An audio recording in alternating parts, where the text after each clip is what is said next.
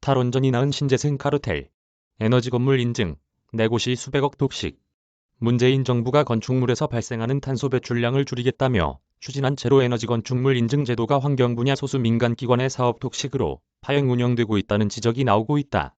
이들 기관에 소속된 20명 남짓한 평가 인력이 연간 4,000건의 잽 인증 업무를 맡아 연간 수백억 원을 벌어들여 정치권에서 부실 인증 가능성을 제기할 정도다. 오폭의 민간 기관 수백억 원 수수료 독식. 1일 정부와 업계에 따르면 2017에서 2020년 4년간 한국건물에너지기술원, 한국생산성본부인증원, 한국교육녹색환경연구원, 한국환경건축연구원 등 4개 민간기관이 잽 인증 업무를 독식하다시피 하며 연간 250억에서 300억 원이 수수료, 수입을 얻었다. 잽 인증 건수는 연간 4천여 건에 달하는데 정부가 인증기관으로 지정한 이들 민간기관 4곳이 인증 업무의 72%를 장악하고 있다. 잽 인증 수수료가 건당 약 1,000만 원에 달한다. 정부는 2020년부터 녹색 건축물 조성 지원법을 통해 연면적 1000제곱미터 이상인 모든 공공건축물의 잽 인증을 의무화했다. 2030년부터는 공공과 민간을 가리지 않고 연면적 500제곱미터 이상 모든 건축물의 잽 인증을 받도록 했다. 건축업계 관계자는 전체 신축 건물 중 잽 의무화 대상 건축물은 2030년 80% 수준에 달할 것이라고 말했다. 5평가사 부족한데 손 놓은 에너지공단. 정부는 잽 인증을 받은 건축물에 대해선 에너지 효율 등급에 따라 용적률과 높이를 11에서 15% 완화해주고 건축물 주택 취득세도 15% 감면해준다.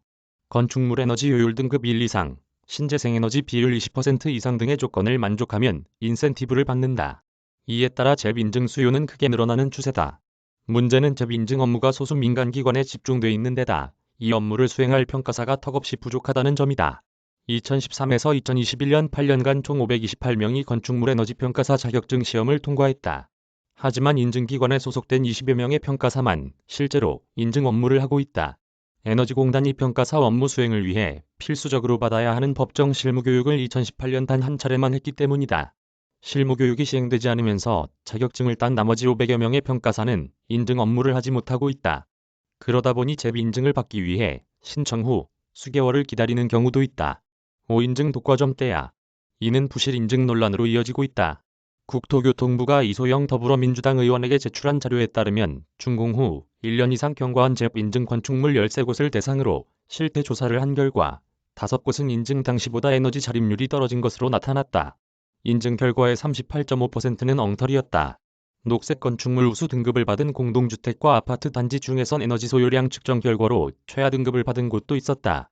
이 의원은 잽 인증을 받은 건축물에 대해 매년 실태 조사를 받도록 하고 인증 기준에 맞게 유지, 관리되지 않은 건축물은 소유자나 관리자에게 시정명령을 내릴 수 있도록 해야 한다며 관련 법 개정안을 발의했다.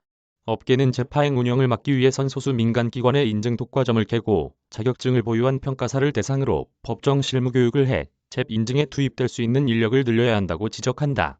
한 에너지업계 대표는 잽 인증 제도가 탈원전 5년이 키운 신재생 카르텔의 돈벌이 사업으로 전락한 상황이라며 평가사 1인당 연간 인증 업무를 10에서 15개만 할 수 있도록 제도 정비가 필요하다고 말했다.